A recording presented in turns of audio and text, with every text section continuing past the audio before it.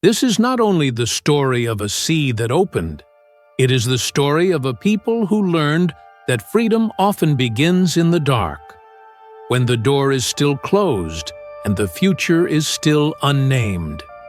It is the story of a God who does not merely rescue bodies from slavery, but pulls fear out of the bloodstream one command at a time. Long before the water split, something else had to split first. Hope had to split from habit. Trust had to split from control. And Egypt, the empire that had trained Israel to breathe in chains, had to learn that power has a limit when God draws a line. Tonight, that line is not a wall. It is blood on a doorframe. It is bread without yeast. It is a family eating in haste, with sandals on, as if obedience itself is already a journey. Inside the Hebrew homes, lamps tremble in the corners as shadows stretch across clay walls. Mothers speak in whispers because children can feel fear, even when they do not understand words. Fathers keep checking the doorway because the mind does that when it is waiting for judgment to pass by. Outside, Egypt is quiet in a way that feels unnatural, like a city holding its breath. The Nile still flows, but it cannot wash away what is coming. The palace still stands, but it cannot command the night. This is the final hour of a long confrontation, and it is not Israel's strength that will end it. It is God's decision. The instructions were simple and terrifying. Stay inside, mark the door, eat, and be ready to move. Because deliverance does not always look like celebration at first. Sometimes it looks like waiting behind a marked door, trusting that what God said is stronger than what you feel. At midnight, a cry rips through Egypt. It starts in one house and spreads like fire through streets and courtyards. It reaches the rich and the poor, the palace and the prison. Because judgment does not ask for social status before it speaks. There is no house without loss, and in that grief, Egypt finally understands the cost of hardening the heart. Pharaoh sends for Moses and Aaron in the night. The man who once said, "Who is the Lord?" now speaks like someone beaten by reality. Go, leave, take your people and serve your God. And suddenly, the unimaginable happens. Israel is not sneaking out. Israel is being pushed out. Neighbors who once benefited from their labor now urge them to hurry because fear has changed sides. The people gather fast, carrying kneading bowls and unfinished dough because there is no time for comfort when destiny is moving.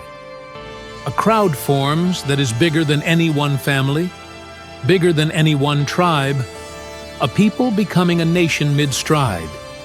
They move from Ramesses toward Succoth, not because they have studied maps, but because they have heard a voice and decided to obey it. And as they step into the open wilderness, they are free for the first time. But freedom feels strange at first. Freedom does not instantly heal the reflex to look over your shoulder. Freedom does not erase the memory of whips in one night. So God does not leave them alone with their fear. He goes before them, not as an idea, but as a presence. A pillar of cloud by day to lead them. A pillar of fire by night to give them light. And that detail matters, because it tells every generation the same truth. God's rescue is not only an exit, it is guidance. It is companionship. It is the slow replacement of slavery's voice with God's voice. But somewhere behind them, in the halls of power, another decision is forming. Because Pharaoh may have let them go in grief, but grief does not always stay soft. Sometimes grief hardens back into pride. And when pride remembers its losses, it begins to chase what it has already released. So Israel walks into the night thinking the battle is over. and Egypt begins to gather chariots, thinking the battle can be reversed. And between them is a wilderness that will soon funnel the people of God toward water they cannot cross on their own. The first steps out of Egypt feel like victory. The second steps begin to feel like a mistake, because freedom has a sound, and Pharaoh can hear it. Not with compassion, with calculation. In the halls of power, grief curdles into rage, and rage starts counting what it has lost: labor, control, the illusion that a king can defy a god and still keep his throne intact. So Pharaoh gathers his force, horses, chariots, soldiers who believe the empire is eternal, and the dust of their wheels rises behind Israel like a sentence being rewritten. Ahead of Israel, the land narrows. The wilderness bends them toward the sea. They camp by the water near Pi-Hahiroth, opposite Baal-Zephon, and the geography itself feels like a trap. Mountains on one side, water on the other, and behind them, the approaching thunder of an army that does not forgive. When the people first see the Egyptians, fear returns like a familiar master. They lift their eyes, and suddenly the past is moving fast. Chariots shimmer in the distance like metal teeth. Banners cut the horizon, and the sound of pursuit awakens every old instinct in the body. Run, hide, go back. The crowd begins to shake with panic. Parents pull children close. Elders stare at the water as if it might open out of pity. But water does not split for pity. It splits for command. And in the gap between panic and miracle, the people do what wounded people often do. They turn on the closest leader they can reach. They turn on Moses. Their words come out sharp because fear always looks for someone to blame. Was it because there were no graves in Egypt that you brought us out here to die? Why did you do this to us? We told you to leave us alone. We would rather serve Egypt than die in the wilderness. That sentence is the confession of slavery's deepest wound. It teaches you to prefer a known chain over an unknown freedom. It teaches you to negotiate with oppression because hope feels risky. And Moses stands in front of a terrified people with no visible solution. Behind him is an army. In front of him is water. And above him is a God who has been faithful every step, even when the steps made no sense. Then Moses speaks words that do not sound practical. They sound like faith. Do not be afraid. Stand firm. See the salvation of the Lord.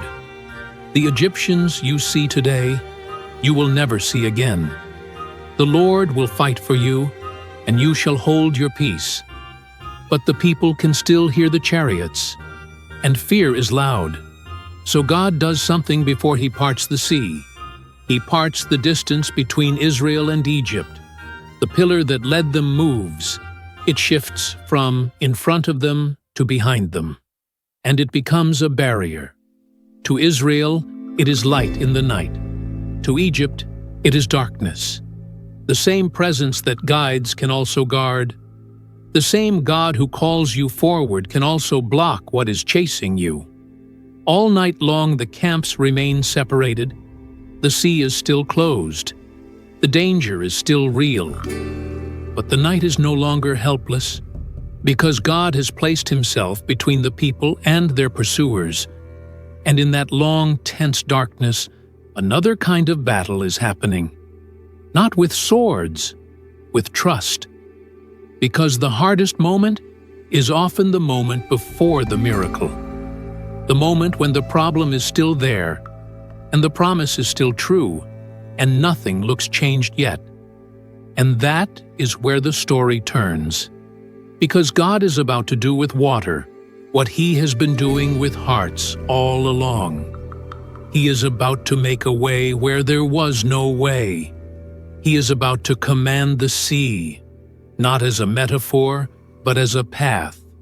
And Moses, is about to lift his hand into the wind, and the night is about to become the doorway. Morning has not yet arrived, but God is already speaking. Not to the sea, first to Moses, because miracles begin with obedience, not with understanding.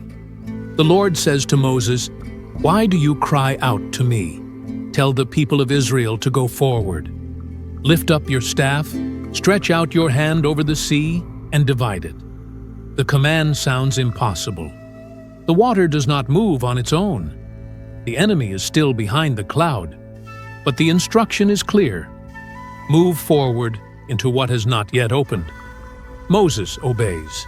He lifts the same staff that struck the Nile, the same staff that called down plagues. Now it points at the Red Sea. And God sends the east wind, not a breeze, a strong, relentless wind that blows all night long. It howls through the camp. It whips cloaks and bends trees. And slowly, impossibly, the water begins to pull back. The sea divides, not into two puddles, into walls. Walls of water standing on the right and on the left. And in the middle, where chaos should be, there is dry ground. Not mud, not marsh, solid earth, where there was only depth before. The people stare, some tremble, some weep, some cannot believe what they are seeing. Because this is not a narrow stream you can jump over. This is the sea, and the path through it stretches farther than sight can measure. Moses does not wait for everyone to finish processing. He steps forward, and the nation follows. Families, flocks, children holding hands, old men leaning on staffs, women carrying infants wrapped in blankets that still smell like Egypt. They walk between the walls. To the left, water towers like glass held by an invisible hand. To the right, the same. Above them, stars still shine through the pillar of cloud that glows like firelight behind them. Their feet press into ground that should not exist. And with every step, they are walking away from slavery. Not running, walking. Because God does not always rescue in panic. Sometimes He rescues in obedience, one steady step at a time. The journey through the sea is not instant. It takes time. It takes faith that holds when the walls still stand and the other side is not yet visible. Some look up at the water and wonder if it will fall. Some look back and wonder if Pharaoh can still reach them. But the cloud remains between them and Egypt. The walls remain upright, and the path remains open. Behind the cloud, the Egyptian army watches. They see the people moving through the sea, and pride makes a final decision. If Israel can walk through, so can we. Pharaoh gives the command. The chariots roll forward. Horses enter the path. Soldiers march between the same walls that are holding back destruction. But they do not march with faith. They march with arrogance. And God is watching. During the morning watch, the Lord looks down from the pillar of fire and cloud. He throws the Egyptian army into confusion. Chariot wheels begin to clog. Axles twist. Horses stumble. What should be a smooth pursuit becomes chaos. The soldiers begin to realize something is wrong. "Let us flee from Israel," they shout, "for the Lord fights for them against Egypt." That sentence is Egypt's confession. Too late, but true. Because the same power that opened the sea for Israel is now closing it on Egypt. And on the other side, Israel reaches dry land. All of them. Safe. Whole. The last foot touches shore, and Moses turns back toward the water. God speaks again. "Stretch out your hand over the sea." Moses obeys, and the walls fall. The water that stood like stone crashes back into place. It covers chariots. It covers soldiers.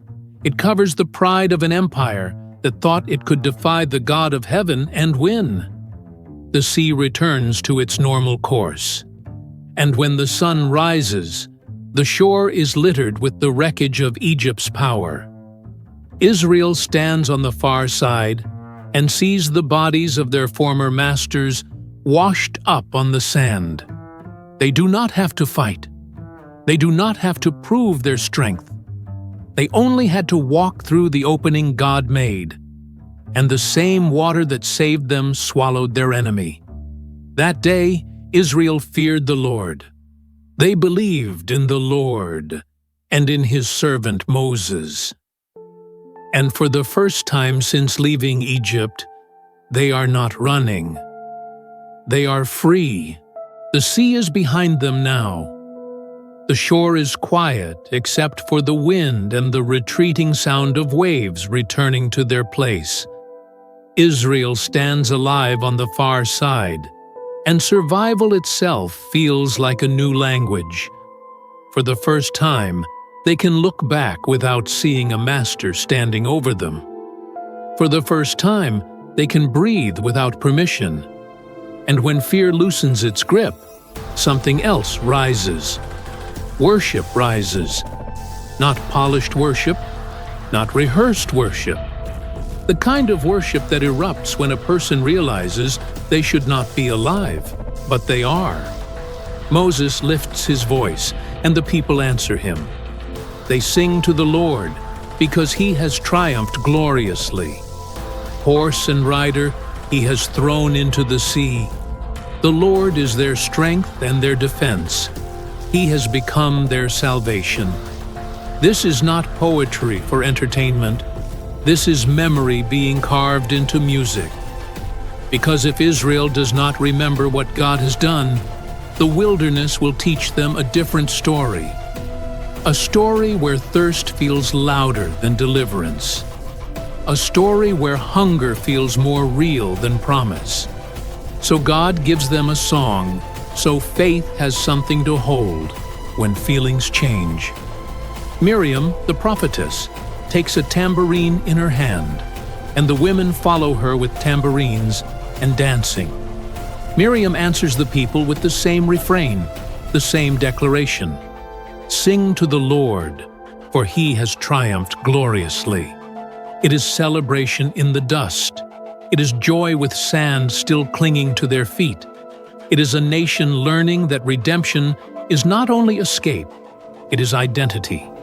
But worship in Exodus never stays on the mountaintop for long, because God does not only deliver his people, he disciplines them into trust.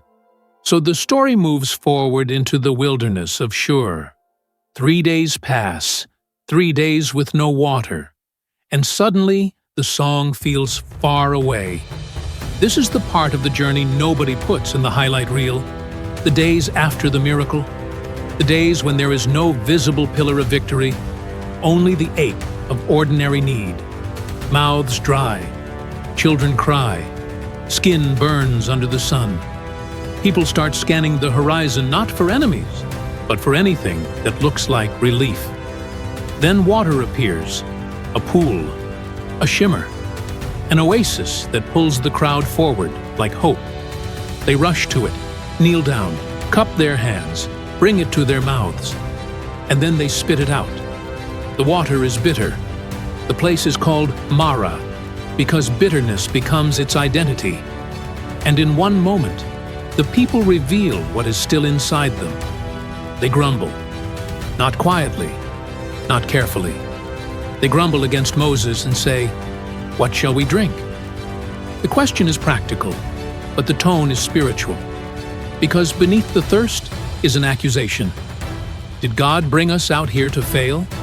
Was the sea only a moment, and the wilderness the real story? Moses does what he has learned to do when people are panicking. He cries out to the Lord, and God does not answer with a speech. He answers with instruction. The Lord shows Moses a piece of wood, a log, a tree branch, something ordinary. Moses throws the wood into the water, and the bitter water becomes sweet. Not because Moses is clever, but because God is teaching Israel a pattern. God can take what is undrinkable and make it life. God can take what tastes like disappointment and turn it into provision. And then the text says something that matters for the whole story. There, the Lord made a statute and a rule for them. There, He tested them. Because Mara is not only a water problem, it is a trust problem. And God speaks into that problem with a promise that is also a warning. If you will diligently listen to the voice of the Lord your God, and do what is right in His eyes, I will not put on you the diseases I put on the Egyptians, for I am the Lord, your healer.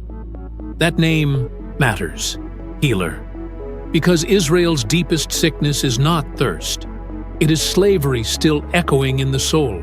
So God heals them the way He often heals people, not by removing every hard moment, by teaching them who He is inside the hard moment. Then He brings them to Elim, 12 springs, 70 palm trees, rest after bitterness. A reminder that the wilderness is not only drought, but even this rest is not the destination. Because freedom is not finished at the sea. It is only begun. And the next test will not be about water. It will be about hunger, and about whether they trust the God who saves to also sustain. Elim fades behind them like a brief mercy. The palms and springs become a memory, and the desert stretches forward again. They enter the wilderness of sin between Elim and Sinai, and a new hunger rises, not just in the stomach, but in the imagination. Because hunger does something dangerous. It edits the past. It makes slavery look soft. It makes Egypt look like security. So the whole community grumbles against Moses and Aaron, and the complaint comes out with a strange nostalgia. If only we had died by the Lord's hand in Egypt. There we sat by pots of meat. There we ate all the bread we wanted. But you have brought us out into this desert to starve us. That is what fear always says when it is desperate.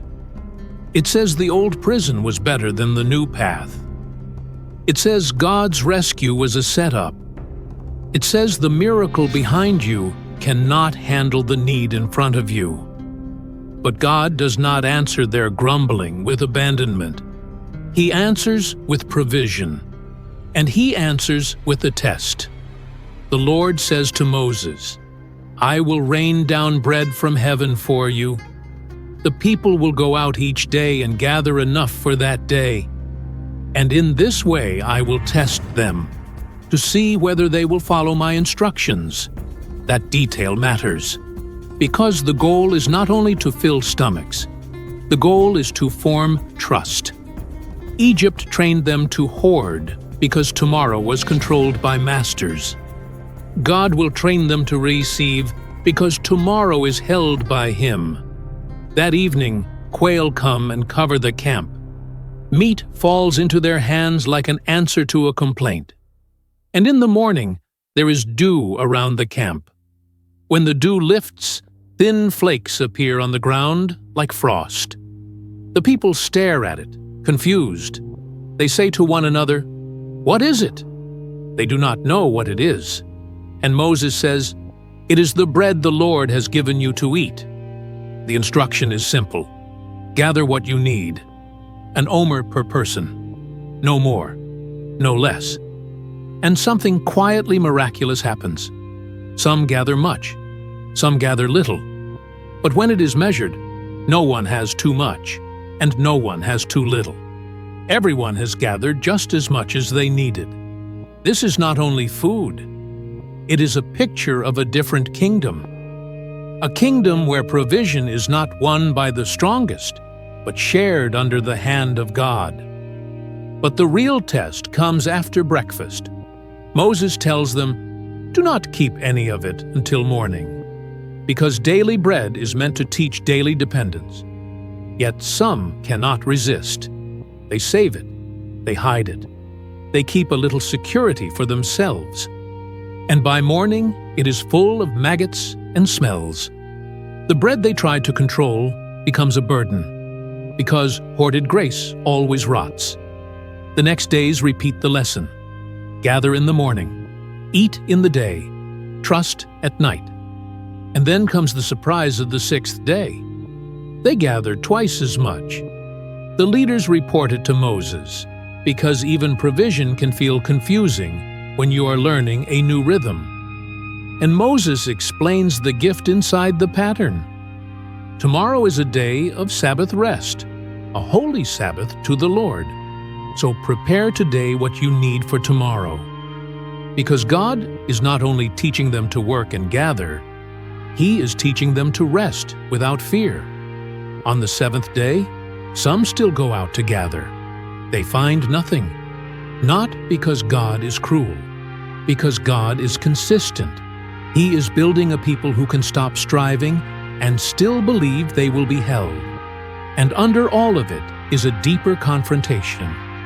Israel left Egypt, but Egypt is still trying to live inside Israel. The wilderness is exposing that war. The war between trust and control. The war between gratitude and complaint. The war between daily dependence and the craving to be self-sufficient. But God keeps feeding them anyway. Day after day, bread appears with the morning dew. And that steady mercy is shaping them more than they realize. Yet hunger is only one test, because soon, once again, they will face the ache of thirst. And once again, they will stand in a place where there is no obvious solution. And once again, God will show them that the same hand that split the sea can also bring water from rock. The wilderness of sin gives way to another stretch of dry, relentless land. Israel moves by stages, following the pillar of cloud, following the voice of God through Moses. And once again, they camp in a place where there is no water.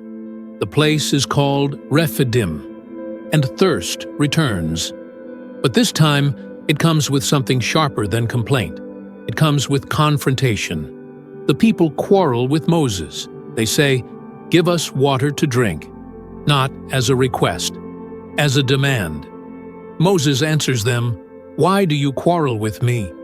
Why do you put the Lord to the test?" But thirst drowns out reason.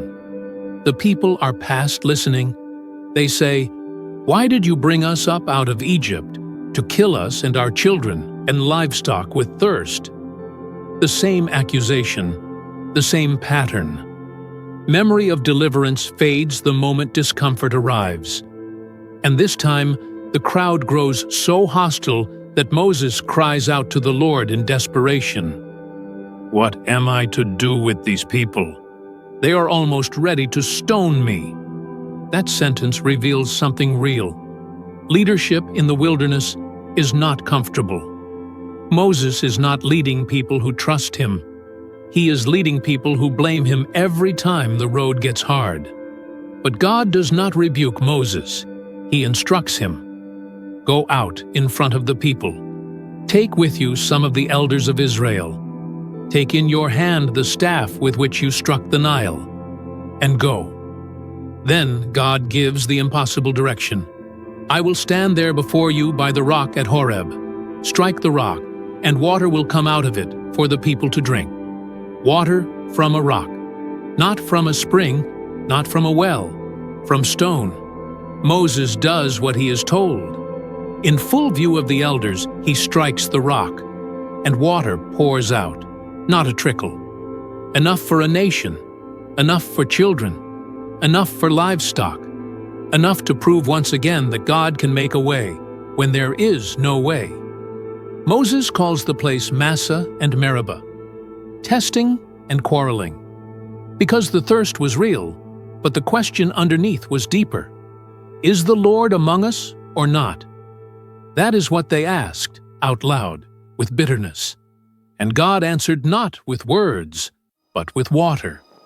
But the water does not end the story, because Rephidim becomes the site of another crisis. The Amalekites come, an enemy who does not negotiate, an enemy who does not send envoys. They attack. And for the first time since leaving Egypt, Israel has to fight. Not against chariots that God swallows in the sea. Not against plagues they only watch. This is a battle where Israel must show up, hold the line, and trust that God fights with them, not instead of them. Moses tells Joshua, "Choose some of our men and go out to fight the Amalekites. Tomorrow I will stand on top of the hill with the staff of God in my hands." Joshua obeys. He gathers the men. He prepares for war.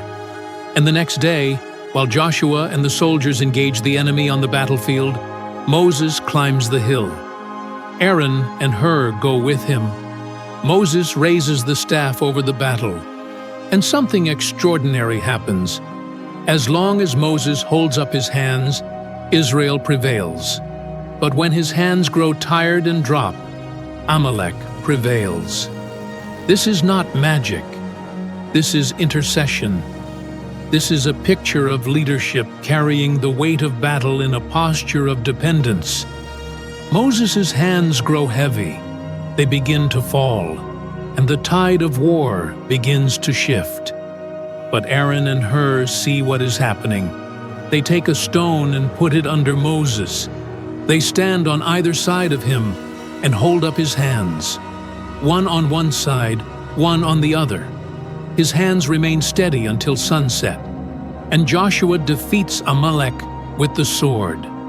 This is the lesson Rephidim teaches. Deliverance is God's work, but faithfulness requires partnership. It requires people who show up to the fight. It requires leaders who lift their hands even when they are tired. And it requires community who will not let those hands fall. After the battle, God tells Moses to write this down, record it, remember it, because memory is part of worship. And Moses builds an altar and calls it, "The Lord is my banner."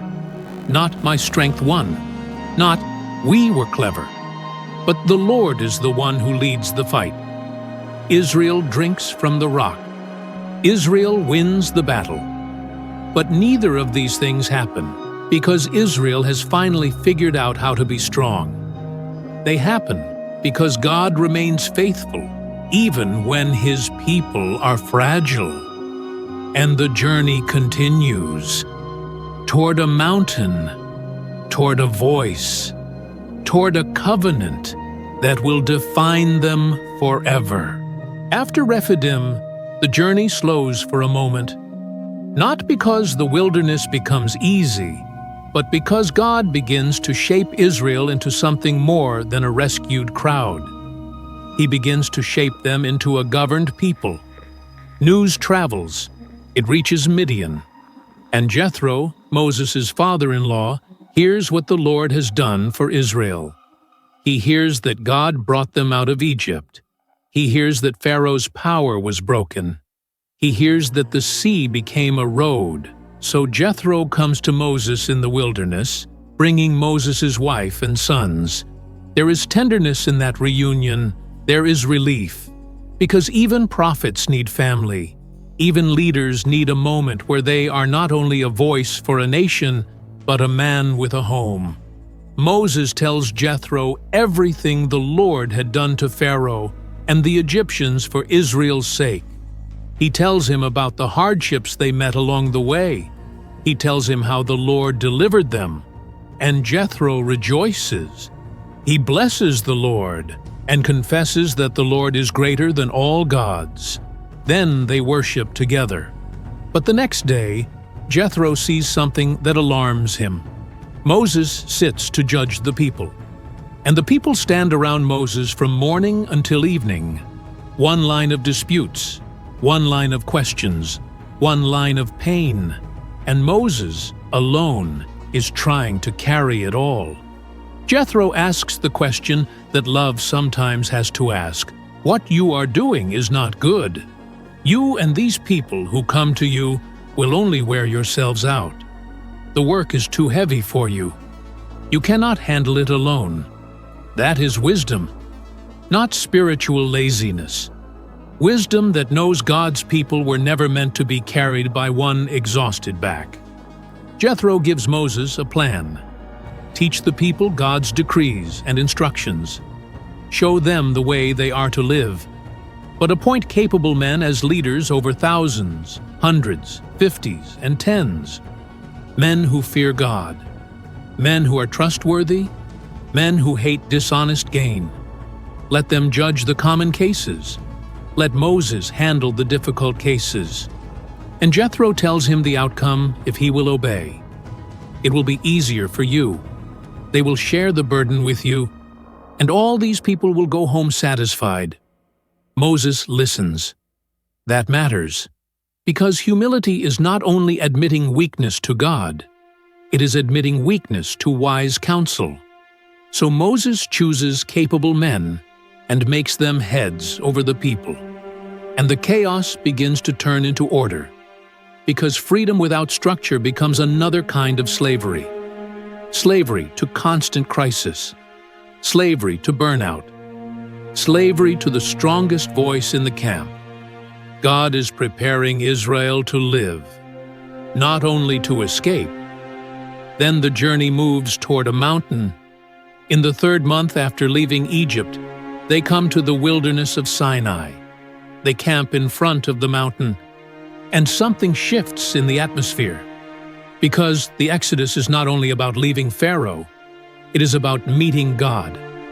Moses goes up to God, and the Lord calls to him from the mountain. He reminds Moses what he did to Egypt. He reminds him how he carried Israel on eagle's wings and brought them to himself. Then God offers Israel a covenant identity. If you will obey my voice and keep my covenant, you will be my treasured possession. And you will be for me a kingdom of priests and a holy nation. That is not a small calling. It is not survival language. It is purpose language. God is saying Israel was rescued for relationship. Israel was delivered for holiness. Israel was freed to represent God to the world. The people answer with confidence. All that the Lord has spoken, we will do. They say it quickly, because it is easier to promise before you feel the weight of what holiness demands. So God tells Moses to prepare the people, consecrate them, wash their garments, set boundaries around the mountain.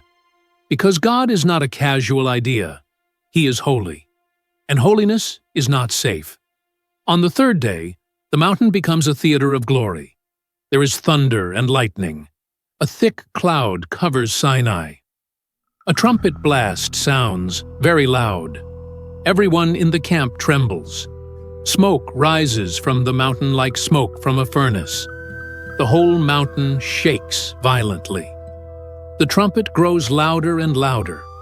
Moses speaks, and the voice of God answers him. This is not the gentle whisper of personal comfort. This is the voice that makes a nation understand what they are dealing with. A God who cannot be managed. A God who cannot be reduced to a lucky charm. A God who delivers and then demands devotion. And at the foot of that burning mountain, Israel faces a different kind of fear. Not fear of Pharaoh's army. Fear of the holiness of the one who saved them. And the story is moving toward its final question. Will Israel trust God only for rescue? Or will they trust Him enough to belong to Him? The sea behind them becomes a story. The manna becomes a routine. The mountain becomes a destination. And at Sinai, God does what deliverance was always leading toward. He speaks, not to entertain them, to form them, because freedom without truth is only a new kind of wandering. The mountain still smokes, thunder still rolls. The people see lightning and hear the trumpet and watch the mountain burn with fear in their bones. They step back.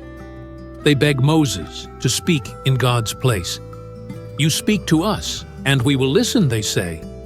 But do not let God speak to us, lest we die. In that moment, Israel admits what every human eventually learns. Holiness is not casual. The presence of God is not a toy. And Moses answers them with a paradox that defines the fear of God.